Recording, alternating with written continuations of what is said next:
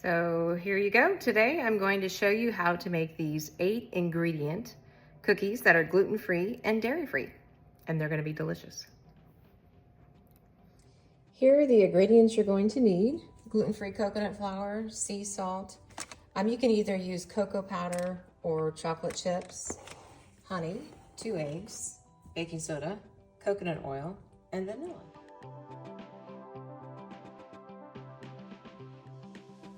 Okay, so a lot of you know I cannot have wheat or dairy, and this is one of my favorite cookie recipes. It's not mine, it's from eatingbirdfood.com, and it's just 8 simple ingredients. I've showed you the picture of everything, and I forgot to show one more thing. You can also add dried fruit to your cookies if you want to as well. So here we go. First thing you do, this is the coconut oil. It's already been heated. It's a 1/4 cup. So I'm gonna scoop all this out. Okay. And then I love this thing. This is from Pampered Chef. I just have my honey already measured. This is also a 1/4 cup. Okay. The next thing you need is your 2 eggs. I'm gonna go ahead and put this vanilla in now that I've got this spoon here already dirty. And this is a 1/4 teaspoon. I wanted to have everything ready for you guys.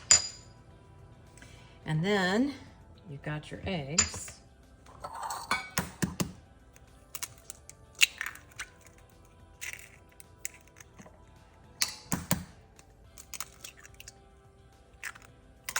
And it says to mix all this up. So these are your liquid ingredients. And these are nice cookies because you can keep them in the fridge and they last a long time. Keep them in a sealed container. So I've got all this mixed really good. Next thing that we need, and also you only have to use 1 bowl. You have 1/2 cup of the gluten-free coconut flour. I already got that measured. Stir that up.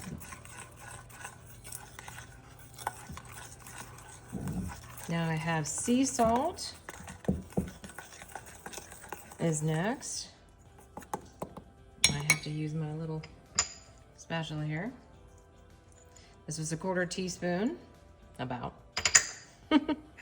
Then you have your baking soda, 1/4 teaspoon. And stir all this up really good. Now you can use gluten-free, dairy-free chocolate chips. If you make them just like this, it's really good. It tastes almost like shortbread. Or you can add some flavoring to your cookie. Stir this up really good.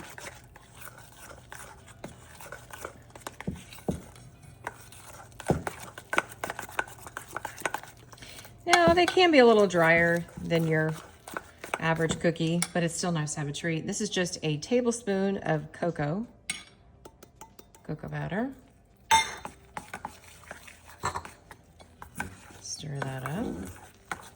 Now, I told you about my surprise ingredient. You can use any kind of dried fruit. I like dried cherries in there.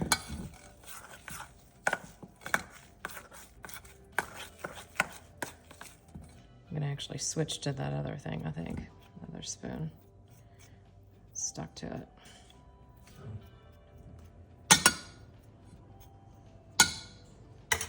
Here we go.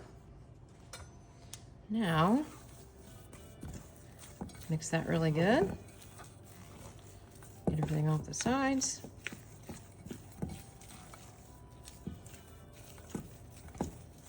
You're gonna add in the dried cherries.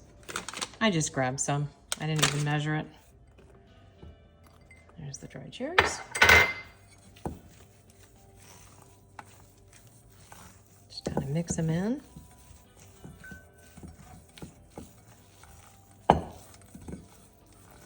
Get everything off the side. Okay, so now we're ready for the next part. So I've got everything mixed and ready to go. I have an old stone that I love, and I've got some parchment paper on there. And I like to use this little scooper thing for cookies. And I just kind of fill the whole thing. Let me move my bowl so you can see. And just place them on the sheet.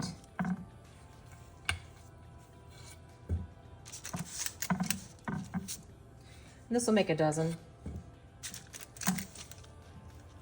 You cook them at 350 on this rack. And it says 14 minutes. Keep an eye on it. You know, I don't like to burn my cookies. I think it makes them taste drier if you cook them too long.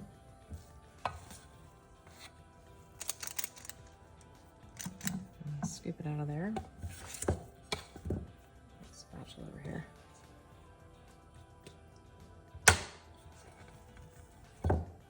You also want to make sure they cool all the way. I think that one needs a little bit more. Now the final step, I've made these several times and then I didn't read the full directions until, I don't know, the fourth time. You smush them down with your fingers. It helps them to cook better. So I'm supposed to have 12 cookies, and I don't. I have 11. So roughly 12. I made one of them too big, probably.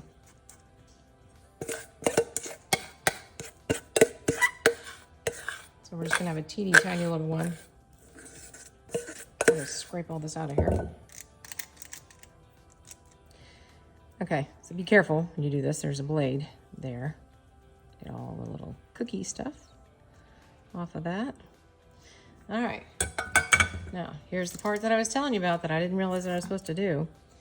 You smush them down with your fingers. You kind of form them a little bit as you do it. Bake them for 14 minutes, 350. Add the dry fruit, or don't add the dry fruit. It's up to you. Add chocolate chips, or do cocoa. And then you can store them, I think up to a week, in a closed container in the refrigerator. So now to bake. They're all done. They're out of the oven, and I actually have them sitting on a little drying rack underneath here. And once they cool, I can enjoy them.